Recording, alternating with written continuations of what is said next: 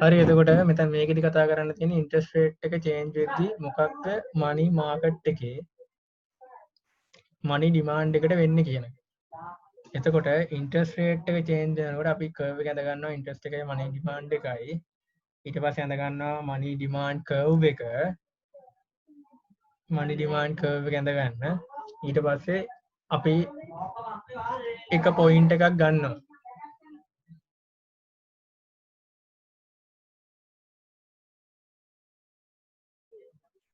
එතකොට අපි මෙතනින් තෝරගන්නවා එක පොයින්ට් එකක්.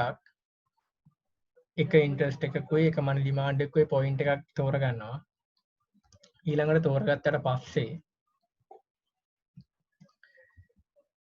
හරි මම තෝරගන්නවා මේ පොයින්ට් එක. දැන් ඉන්ට්‍රස්ට් එක චේන්ජ් වෙනවා.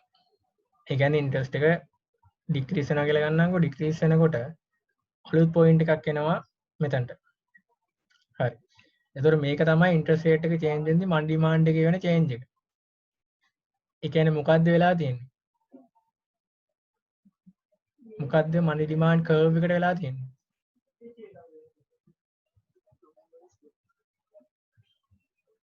කවුරු එක්කෙනෙක් කියන්න මොකද්ද වෙලා තියෙන්නේ මනි ඩිමාන්ඩ් කර්ව් එකට? කර්ව් එක වෙනසක් වෙලා නැහැ නේ. කර්ව් එකේ වෙනසක් වෙලා නැහැ. මොකද්ද වෙලා තියෙන්නේ එතකොට? ඒ කියන්නේ ඩවුන්වර්ඩ් ස්ලෝපින් කර්ව් එක හරි ඩවුන්වර්ඩ් ස්ලෝපින් හරි ඩවුන්වර්ඩ් ස්ලෝපින් එක හරි ඉන්ට්‍රස්ට් එකයි ඩිමාන්ඩ් එක අතර තියෙන අර ඉස්සෙල්ලා මම කිව්වා නෙගටිව් රිලේෂන්ෂිප් එකේ හින්දා තමයි ඩවුන්වර්ඩ් ස්ලෝපින් වෙලා තියෙන්නේ. මම දැන් මෙතන අහන්නේ ඉන්ට්‍රස්ට් එක වෙනස් වෙනකොට ඉන්ට්‍රස්ට් එක අඩු හරි වැඩි හරි දෙපැත්තටම වෙනස් වෙනකොට කර්ව් එකේ මොකක්ද වෙන්නේ? පොයින්ට් එකේ චේන්ජ් එකක් වෙන්නේ ෂිෆ්ට් වෙන්නේ නැහැ නේද? අන්න හරි පොයින්ට් එකේ චේන්ජ් එකක් වෙන්නේ. ඒ කියන්නේ කර්ව් එක මත තමයි ගමන් කරන්නේ. අන්න ඒක තමයි කියන්න ඕනේ. හරිද? කර්ව් එක මත ලක්ෂයක් තමයි ගමන් කරන්නේ. එතකොට මෙතන පෙන්නනවා ඉන්වර්ස් රිලේෂන්ෂිප් එක කර්ව් එකෙන්. ඒ වගේම තමයි ඉන්ට්‍රස්ට් රේට් එක චේන්ජ් වෙනකොට කර්ව් එක මත තමයි ලක්ෂයක් එහා මෙහා යන්නේ. නැතුව කර්ව් එක ෂිෆ්ට් වෙන්නේ නැහැ. අන්න ඒක මතක තියාගන්න. හරිද? හරි. මෙතන කාටද ප්‍රශ්නයක් තියෙනවද ඉන්ට්‍රස්ට් රේට් එක චේන්ජ් වෙද්දී කොහොමද උනේ කියලා?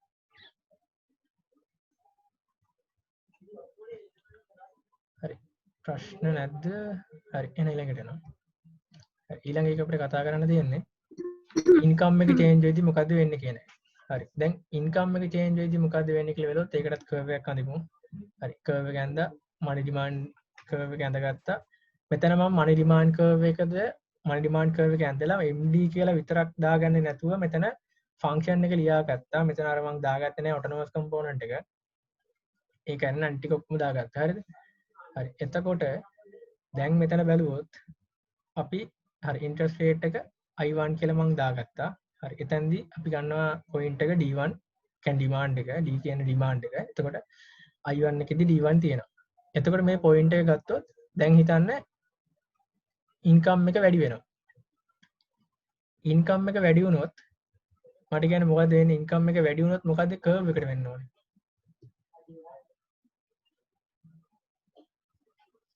ඉන්කම් එක ඉන්ක්‍රීස් වෙනවා.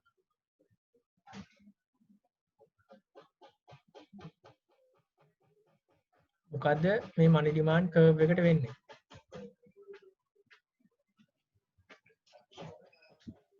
කර්ව් එක ෂිෆ්ට් වෙන්න ඕන නේද?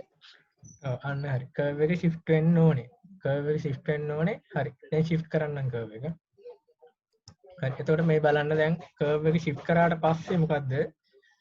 MD2 කියලා දෙවෙනි MD කර්ව් එක ඇතුළත තියෙනවා. ඒකේ KY2. මොකද්ද? ඉන්කම් එක චේන්ජ් වෙච්ච හින්දා. එතකොට මම මෙතන මේ ෆන්ක්ෂන් එක විදිහට මේක ලිව්වේ මේක පැහැදිලි වෙන්න තේරුම් ගන්න ලේසි වෙන්න. එතකොට ඉන්කම් එක වැඩි වුණාට පස්සේ මොකක්ද වෙන්නේ? මනි ඩිමාන්ඩ් කර්ව් එක shift වෙන්නයි ඕනේ. මොකද ඉන්ට්‍රස්ට් රේට් එක චේන්ජ් වෙන්නේ නැහැ. ඉන්ට්‍රස්ට් රේට් එකේ චේන්ජ් එකක් වෙන්නේ නැහැ අපේ ඉන්කම් එක වැඩි වුණා කියලා. ඒතර අපි මොකද්ද වෙන්නේ? ඒ තියෙන ඉන්ට්‍රස්ට් රේට් එකටම ඩිමාන්ඩ් එක වැඩි වෙනවා. ඒකින්ද තමයි කර්ව් එක shift වෙලා තියෙන්නේ. හරිද? එතකොට ඒක තේරෙනවද? ප්‍රශ්නයක් තියෙනවද එක්ක අර? නෑ. හරි. එතකොට due to the change in income level money demand curve will shift. හරි දෙක මතක තියාගන්න ඉන්ට්‍රස්ට් එක චේන්ජ් වුණොත් ඒකට කර්ව් එක මත යන්නේ. ඒ වගේම ඉන්කම් එක චේන්ජ් වුණොත් කර්ව් එක shift වෙනවා. මම මෙතන increase එකක් ගත්ත හින්දා තමයි rightward shift වෙලා තියෙන්නේ. decrease එකක් ගත්තා නම් leftward change වෙන්න ඕනේ. හරි. ආයෙත් income change එක කිව්වොත් දැන් income එක change වෙනවා කියලා කියන්නේ එතකොට මම ඉස්සෙල්ලා කිව්වා income එකයි money demand එක අතර තියෙන මොන relationship එකක්ද? මට ඒක මුලින්ම කියන්න. හර්ෂණී කියන්න බලන්න income එකයි money demand එක අතර තියෙන relationship එක මොකද්ද?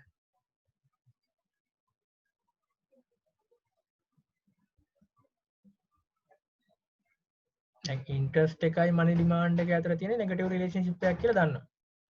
මම අහන්නේ money demand එකයි income එක අතර තියෙන relationship එක. හරි positive නේ.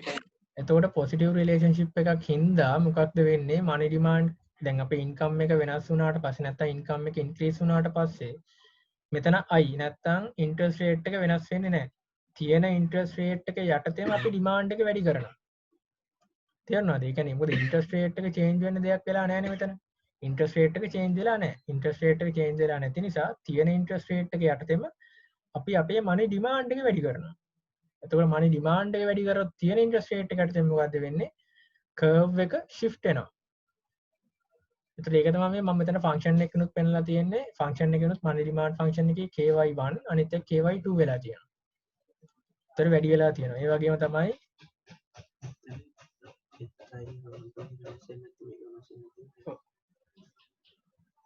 මෙතන ඕනනම් බලන්න මේ hi කියන එක minus hi කියන එක වෙනස් වෙලා නැහැ දෙකේම. minus hi කියන එක වෙනස් වෙන්නේ නැති හේතුව interest එකේ change එකක් නෙමෙයි. මේක income change එකක් විතරයි. තේරුණාද? curve එකේ slope එකේ වෙනසක් වෙන්නේ නැහැ. curve එක මේ parallel shift වෙන එකක් තමයි වෙන්නේ. හරිද? ඒක තේරුණාද?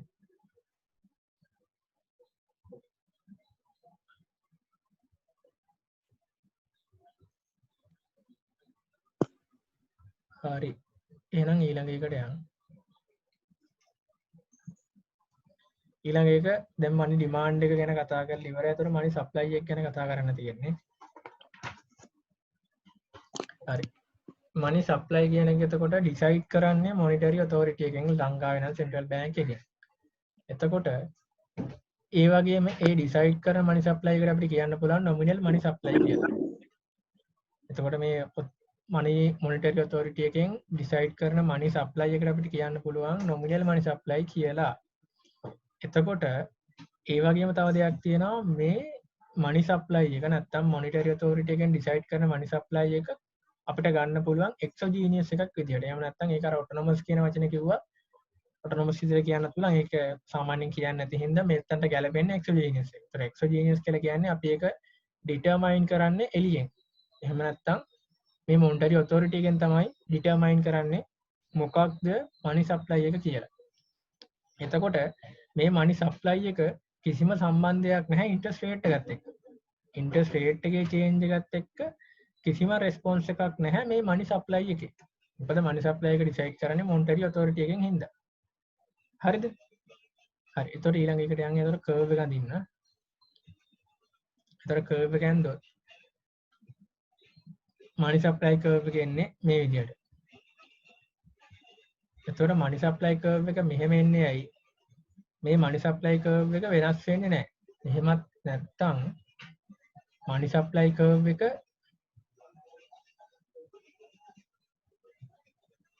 money supply curve එකේ monetary authority එකෙන් decide කරන money supply එක. එහෙම නැත්නම් ඒ ප්‍රමාණය ඒ විදිහටම තියෙනවා එයාලා ආයි decide කරලා වෙනස් කරනකම්. එතකොට එයාලා decide කරන්නේ nominal money supply එක. ඒක හින්දා තමයි මේ දාලා තියෙන්නේ capital MS. හරි. එතකොට ඒ වගේම අනිත් දේ තමයි interest එකත් එක්ක කිසිම change එකක් නැහැ. interest එක මෙතන තිබ්බත් එකයි මෙතන තිබ්බත් එකයි. කොතන තිබ්බත් money supply එක ඕකම තමයි. වෙනස් වෙන්නේ නැහැ. ඒකට තමයි අපි ගන්නේ irrespective to the interest කියලා. ඒ වගේම real money supply එක බැලුවොත් අර කලින් අපි බැලුවා real money demand එක. real money demand එක බැලුවා වගේම තමයි real money supply එක. nominal money supply එක බෙදෙනවා price level එකෙන්. එතකොට ඒක තමයි real money supply කියලා කියන්නේ. හරිද? මෙතන මේ money supply එකේ curve එකේ money supply එකේ කාටද ප්‍රශ්නයක් තියෙනවද?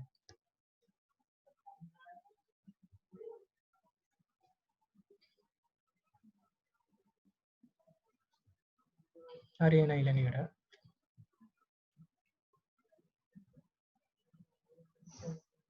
හරි. දැන් කතා කරන්න යන්නේ ඉක්විලිබ්‍රියම් ඉන් මනි මාකට්. ඒ කියන්නේ මනි මාකට් එකේ ඉක්විලිබ්‍රියම් එක කොහොමද කියන එක. ඒතකොට මනි මාකට් එකේ ඉක්විලිබ්‍රියම් එක කියලා කියන්නේ මොකක්ද? demand for money කියන එකයි supply for money කියන එකයි equal වෙන්න ඕනේ. දෙකම සමාන වෙන්න ඕනේ. එතකොට තමයි අපි කියන්නේ ඉක්විලිබ්‍රියම් එකක් කියලා.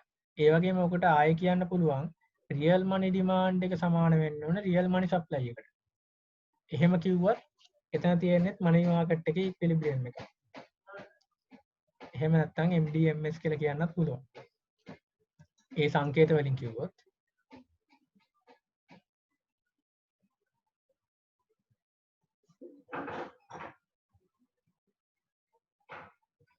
හරි ඊළඟ එකට හරි දැන් අදලා පෙන්වන්න හදන්නේ ඉක්විලිබ්‍රියම් එක.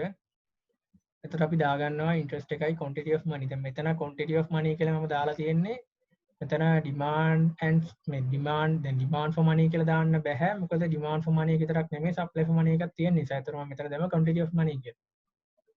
හරි ඊළඟට හරි ඔන්න අදගත්ත MD curve එක. ඊට පස්සේ අඳිනවා MS එක. දැන් ගන්නවා ඉක්විලිබ්‍රියම් එකේ ඉන්ට්‍රස්ට් රේට් එක. හරි. එතකොට මේ I1 එක තමයි ඉක්විලිබ්‍රියම් එකේ ඉන්ට්‍රස්ට් රේට් එක කියලා කියන්නේ. ඒ වගේම ඔය Q1 එකට කියන්න පුළුවන් එතනදී ඒ වෙලාවෙදි තියෙන quantity of money එක කියලා. ඒ වගේම මෙතන ඕගොල්ලොන්ට බලන්න පුළුවන් මෙතන මේ MS එක. එහෙම නැත්නම් money supply එක තියෙනකොට money supply එකෙන් මේ අනිත් පැත්තට interest axis එක පැත්තට ගියොත් money supply එකේ ඉඳන් interest axis එක පැත්තට ගියොත් හොඳට බලන්න මේ පැත්තේ තියෙන්නේ excess supply එක. එහෙම නැත්නම් money demand එකට වඩා money supply එක වැඩි. මොකද මේ point එකෙන් මේ point එකට එහා යන හැම point එකකම money supply කියන එක මේ quantity එක අඩු වීගෙන යනවා. හැබැයි money demand එක අඩු වීගෙන යනවා මේ පැත්තට. හැබැයි money supply කියන එක මේ ගානටම තියෙනවා. එතකොට මොකද වෙන්නේ? මෙන්න මේ money demand එකට වඩා money supply එක වැඩි හින්දා අපි කියනවා ඒකට excess supply එකක් තියෙන්නේ කියලා. එතකොට excess supply එකක් කියන්නේ මොකක්ද කියලා බැලුවොත් මෙන්න මෙහෙම තමයි කියන්න ඕනේ. money demand එකට වඩා money supply එක වැඩි. එතකොට මෙතනදී මේ excess supply එකක් තියෙනකොට මේ market එක කොහොමද equilibrium එකට එන්නේ? කාට හරි කියන්න පුළුවන්ද? excess supply එකක් market එකේ තියෙනකොට කොහොමද ආපහු market එක equilibrium එකට එන්නේ?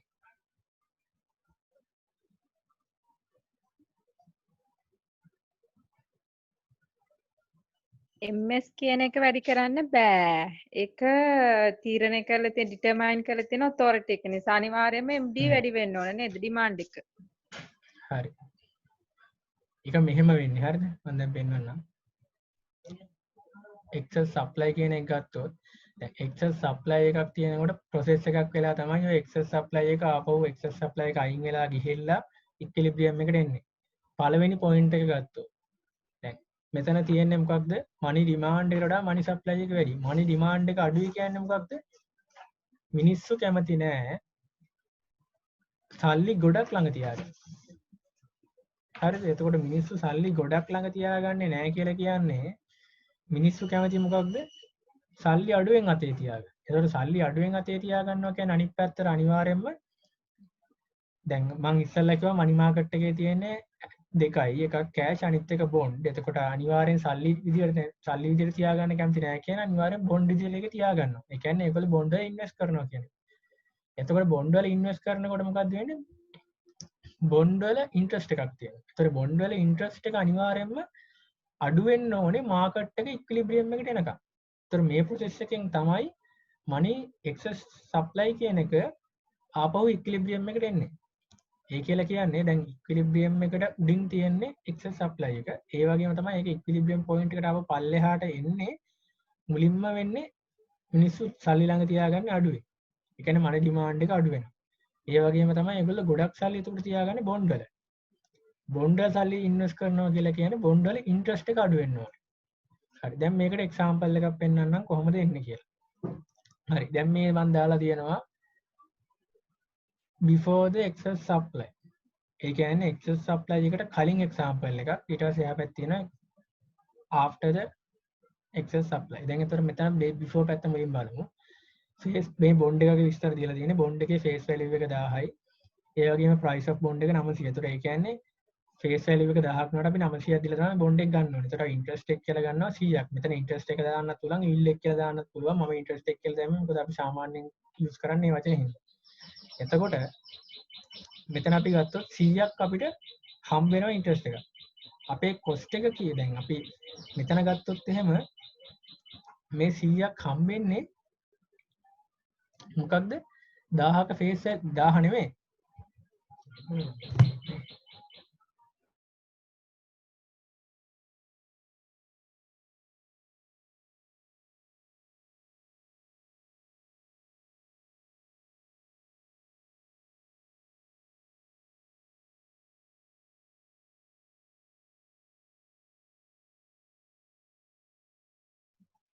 මෙතන පොඩි අවුලක් ගිහිල්ලා හරිද මෙතන මේ 900ක් කියලා දාගත්තා නම් හරි.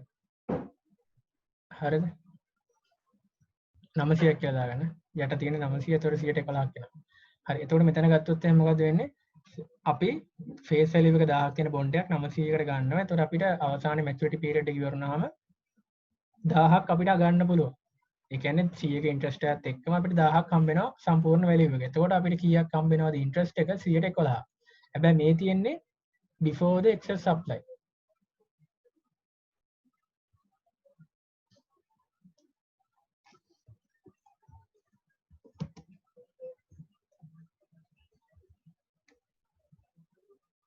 ඊළඟට අපි ගත්තොත් එහෙම after the excess supply face value එක දැන් මොකද්ද වෙලා තියෙන්නේ bond වල දැන් bond වලට අපි bond වලට තියෙන demand එක වැඩි වෙනවා. bond එක කියන්නේ bond ගොඩක් මිනිස්සු ඉල්ලනවා. bond ගොඩක් මිනිස්සු ඉල්ලනවා කියලා කියන්නේ මොකක්ද bond වල price එකට මොකද්ද වෙන්නේ? කවුරු කියන්නේ bond අපි ගොඩක් ඉල්ලනකොට bond demand එක වැඩි වෙනකොට bond වල price එක මොකද්ද වෙන්නේ? එකනේ කියන්නේ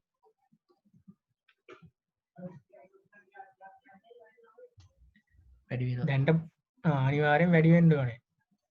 හරිද? මොකද demand supply සාමාන්‍යයෙන් දන්නවනේ theory. එතකොට මොකද වෙන්නේ? demand එක වැඩි වෙනකොට අනිවාර්යෙන් price එක වැඩි වෙනවා. ඒ කියන්නේ මම මෙතන ගත්තා 1100ක් කියලා. එතකොට මේ 900ට price of bond තිබ්බ bond එක මිනිස්සු ගොඩක් ඉල්ලන නිසා demand එක වැඩි නිසා මොකද්ද වෙන්නේ? 1100ක් වෙනවා. එතකොට ඒක 1100ක් වුණාට price of bond එක face value එක තියෙන්නේ 1000ම තමයි. ඒතර bond එක සාමාන්‍යයෙන් අර මම ඉස්සෙල්ලා එක්සැම්පල් එකක කිව්ව විදිහට ගත්තොත් bond එක එතකොට මෙතන face value එක වෙනස් වෙන්නේ නැහැ. ඒ නිසා මොකද වෙන්නේ?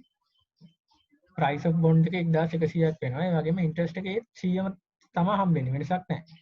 දැන් මෙතනත් face value එක 1000ක් තියෙන එකට 900ට interest එක 100ක් හම්බෙනවා. ඒතර මෙතන ගත්තොත් එහෙම face value එක 1000ක් තියෙන එකට interest එක 100ම තමයි හම්බෙන්නේ. වෙනසක් වෙන්නේ නැහැ. ඒතකොට interest එකේ වෙනසක් වෙන්නේ නැහැ. price of bond එක වැඩි වෙනවා. ඒ කියන්නේ මොකද්ද? අපි 100ක් ගන්නම වියදම් කරන්න ඕන ප්‍රමාණය වැඩි වෙනවා. මොකද demand එක වැඩි වෙන නිසා. එතකොට මෙතන ගත්තොත් මෙතන rate of interest එක විදිහට අපි කීයක් ගන්න ඕනේ? කීයක් දෙන්නේ? අතල කියන කෙනෙක් කවුරු හරි rate of interest එක විදිහට අපි කීයක් දෙන්නේ 100ට?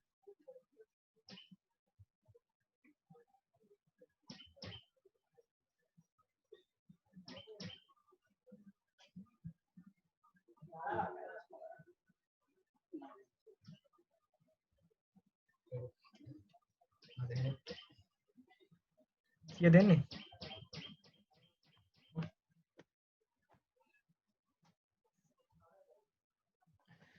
කරන්න තියෙන්නේ interest එක බෙදන්න price of bond එකෙන්.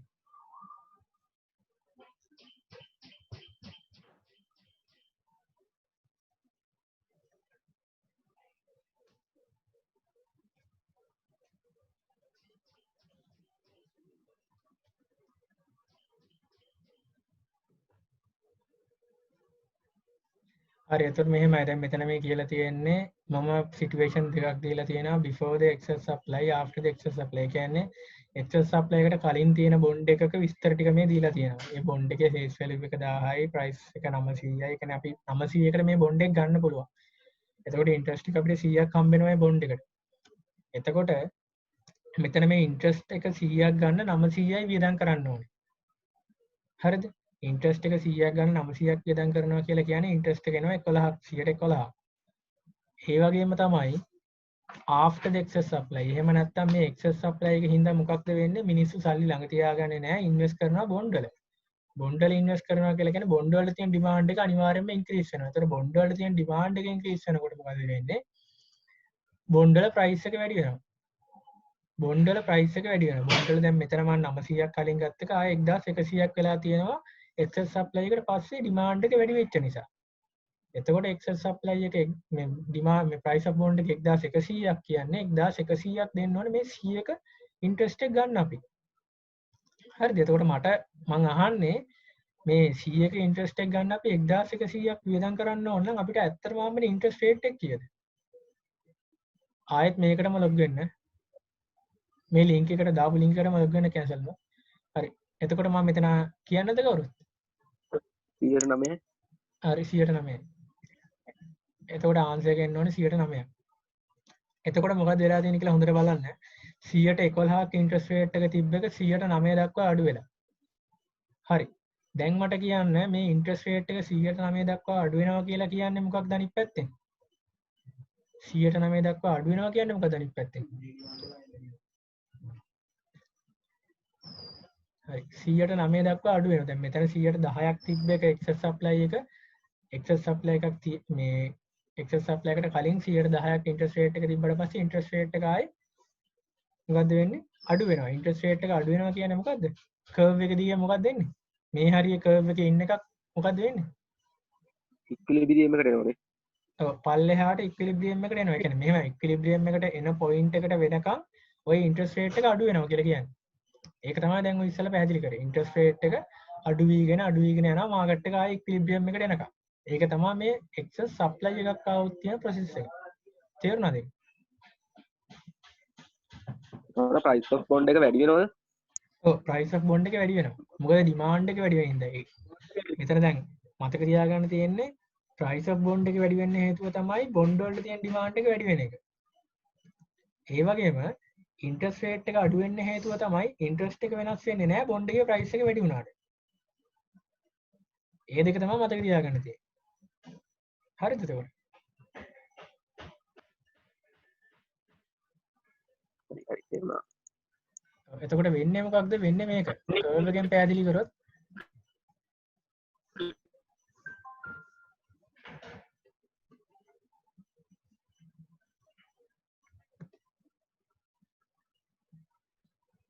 කර්ව් එකෙන් පැහැදිලි කරොත් මෙතන මේ හරියේ තියෙන පොයින්ට් එක මේ හරියේ පොයින්ට් එක තියෙන අලුත් එකෙන් excess supply එකේ ඉඳන් කර්ව් එක දිගේ පල්ලෙහාට ඇවිල්ලා ඉක්විලිබ්‍රියම් එකට වෙන පොයින්ට් එකට වෙනකම් ඇවිල්ලා තමයි ඉන්ට්‍රස්ට් රේට් එකේ ඩික්‍රීස් එක නවතින්නේ. ඒක තමයි මේ කියලා තියෙන්නේ. ඒක තේරෙනවද?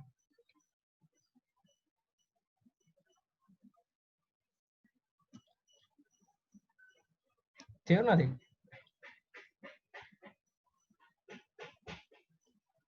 තේරුණාද? හරි තේරුණා.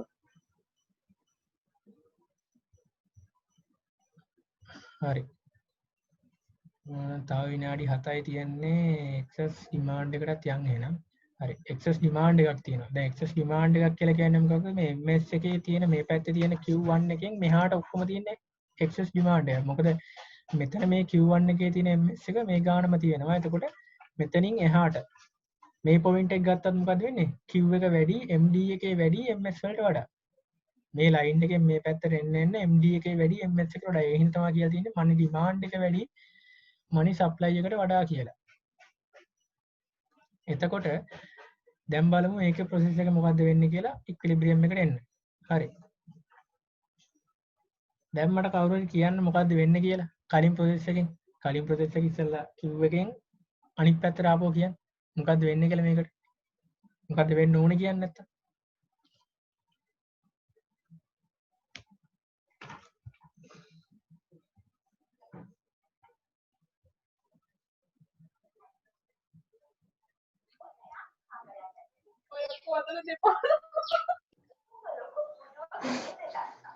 කවුරු එක්කෙනෙක් කියා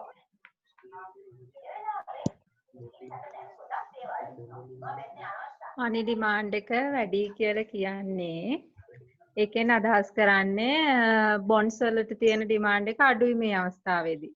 අන්න හරි බොන්ඩ්ස් වලට තියෙන ඩිමාන්ඩ් එක අඩුයි කියලා කියන්නේ අනිවාර්යෙන් බොන්ඩ්ස් වලට තියෙන ඩිමාන්ඩ් එක වැඩි වෙන්න ඕන. ඒකට තමයි අපිට මනි නෑ නෑ නෑ බොන්ඩ් වල තියෙන ඩිමාන්ඩ් එක වැඩි වෙන්න ඕනේ. ඒක හරි. හැබැයි වැඩි වෙන්නේ දැන් මෙතනදී අපි බලන්නේ ඒක නෙමෙයි ඉන්ට්‍රස්ට් එක පැත්තෙන් තමයි අවසාන උත්තරේ කියන්න ඕනේ.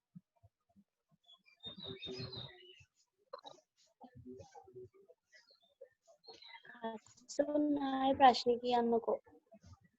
ප්‍රශ්නේ තමයි ආගන්න ප්‍රශ්නේ දැන් මං ඉස්සෙල්ලා පැහැදිලි කරා එක්සස් සප්ලයි එකක් තියෙනවා නම් මොකක්ද වෙන්නේ කියලා. ඒ කියන්නේ එක්සස් සප්ලයි එකක් තියෙනකොට මොකක්ද ප්‍රොසෙස් එක ආපහු ඉක්විලිබ්‍රියම් එකට එන්න කියන එක. හරිද? දැන් මං අහන්නේ එක්සස් ඩිමාන්ඩ් එකක් තියෙනකොට ආයෙත් කොහොමද මේ එක්සස් ඩිමාන්ඩ් පොයින්ට් එක තියෙන ඉක්විලිබ්‍රියම් එක ආපහු ඉක්විලිබ්‍රියම් එක දක්වා එන්නේ කොහොමද කියන එක තමයි අහන්නේ. ඉස්සෙල්ලා පැහැදිලි කරපු එකේම අනිත් පැත්ත. හසුන් එක්සස් ඩිමාන්ඩ් එකක් තිබිද්දි එක්සස් ඩිමාන්ඩ් එකක් තිබිද්දි බන්ඩ් වලට කරන ඉල්ලුම අඩුයිනේ. එතකොට මේ බන්ඩ් වල මිල අඩු වෙලා ඉන්ටරෙස්ට් එක වැඩි වෙනවා. හරි යන්න හරි. හරිද? එතකොට දෙවෙනි පොයින්ට් එක ගත්තොත් මොකක්ද වෙන්නේ? දැන් මිනිස්සු ගොඩක් සල්ලි ළඟ තියා ගන්නවා කියන්නේ බොන්ඩ් වල ඉන්වෙස්ට් කරන්න යන්නේ නැහැ කවුරු. ඒතර බොන්ඩ් වල ඉන්වෙස්ට් කරන්නේ නැහැ කියලා කියන්නේ බොන්ඩ් වලට තියෙන ඩිමාන්ඩ් එක අඩු වෙන හින්දා බොන්ඩ් වල ඉන්ට්‍රස්ට් එක ඉන්ක්‍රීස් වෙනවා. එතකොට බොන්ඩ් වල ඉන්ට්‍රස්ට් එක ඉන්ක්‍රීස් වෙලා තමයි මාකට් එක ඉක්විලිබ්‍රියම් එකට එන්නේ. හරිද? දැන් අර කියුනේ කලින් එක්සස් සප්ලයි එක තියෙද්දි උනේ බොන්ඩ් වල ඉන්ට්‍රස්ට් එක ඩික්‍රීස් වෙනවා until the market become equilibrium. හැබැයි එක්සස් ඩිමාන්ඩ් එකක් තියෙනකොට බොන්ඩ් එකේ ඉන්ට්‍රස්ට් එක ඉන්ක්‍රීස් වෙනවා until the market become equilibrium. දැන් හරියට මේක එක්සැම්පල් එකක් ගත්තොත් මේකෙත් කලින් එක්සැම්පල් එකමයි මෙතන 900 දාගන්න. එතකොට 111ක් තියෙනවා. හරිද? දැන් මෙතනදී මොකක්ද වෙන්නේ price of bond එකට? මොකක්ද වෙන්නේ price of bond එකට? supply එක තියෙනවා bond වල. හැබැයි demand එක අඩු වෙනවා. මොකක්ද වෙන්නේ එතකොට? මොකක්ද වෙන්නේ? කෙනෙක් කියන price of bond එකට මොකක්ද වෙන්නේ? supply එක තියෙනවා. supply එක වෙනස් වෙන්නේ නැහැ එතකොට. price එක අඩු වෙන්න ඕනේ නේ. අන්න හරි price එක අඩු වෙන්න ඕනේ. එතකොට මම මෙතන ගත්තා 800ක් කියලා. 900ක තිබ්බ එක 800ට අඩු වුණා කියලා. හරිද? එතකොට 800ට අඩු වුණාට පස්සේ කීය දෙන්න ඕනේ ඉන්ට්‍රස්ට් රේට් එක? මේ මෙතන එතකොට 200 වෙන්න ඕනේ. මෙතන එතකොට අපිට 200ක් 200 නෙවෙයි 100ක් හම්බෙන්නේ 800කට. හරි. 100ක් හම්බෙන්නේ 800කට. එතකොට ආන්සර් එක ගත්තොත් කීය දෙන්නේ? 12.5ක් වෙනවා. මෙතන 111යි. මෙතන 112.5යි. එතකොට මොකද වෙලා තියෙන්නේ? 1.5කින් වැඩි වෙලා තියෙනවා ඉන්ට්‍රස්ට් එක. එතකොට මේ වගේ තමයි මෙතන එක්සස් සප්ලයි එකක් තියෙනකොට මොකද්ද වෙන්නේ? එක්සස් ඩිමාන්ඩ් එකක් තියෙනකොට මොකද්ද වෙන්නේ? මේ බොන්ඩ් වල ඉන්ට්‍රස්ට් එක. නැත්තම් බොන්ඩ් වලින් හම්බෙන රිටර්න් එක ඉන්ක්‍රීස් වෙලා යන්න ඕනේ මාකට් එකයි ඉක්විලිබ්‍රියම් එකක් වෙනකම්. හරිද? එහෙම නැත්තම් මෙතන කර්ව් එකෙන් පෙන්නුවොත් මේ කර්ව් එකේ මේ පැත්තේ පොයින්ට් එකේ තියෙන පොයින්ට් එක මෙහෙම උඩට යන්න ඕනේ. ඉන්ට්‍රස්ට් එක ඉන්ක්‍රීස් වෙලා මේ ඉක්විලිබ්‍රියම් එක වෙනකන් ආපහු යනවා. ඒක තමයි පෙන්වලා තියෙන්නේ. හරිද? ඒක තේරුණාද? ප්‍රශ්නයක් තියෙනවද? විනාඩි 2ක් දෙන්නම් ප්‍රශ්න තියෙනවා නම්.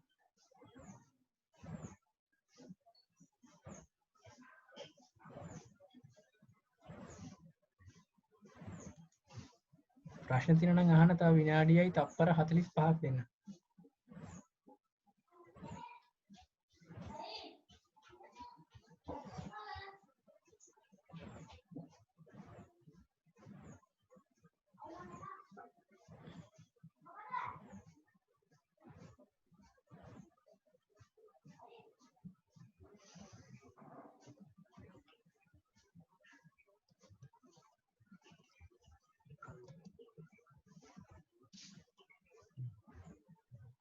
හරි. ප්‍රශ්න නැහැ නේද? නෑ ප්‍රශ්න නැහැ. තේරුණා.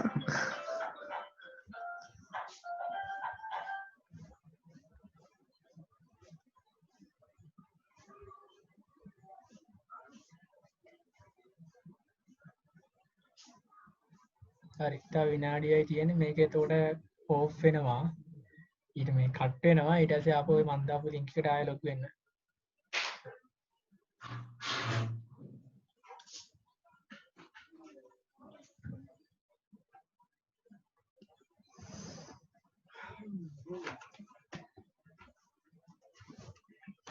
Kalau